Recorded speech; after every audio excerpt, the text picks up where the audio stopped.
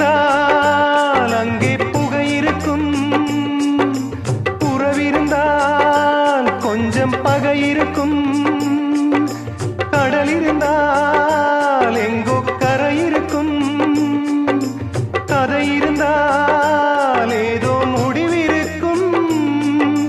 வாழ்வும் வாராமல் சாவும் நேராமல் ரெண்டும் இல்லாமல் மண்ணில் வாழ்கின்றாய்.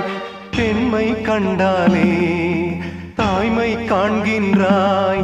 பலர் பூஜை கொண்டாடும் பூவாய் வாழ்கின்றாய். அன்புள்ள மகனே, அழுதது போதும், புன்னகை சிந்து, இனி பூக்களின் மாதம்.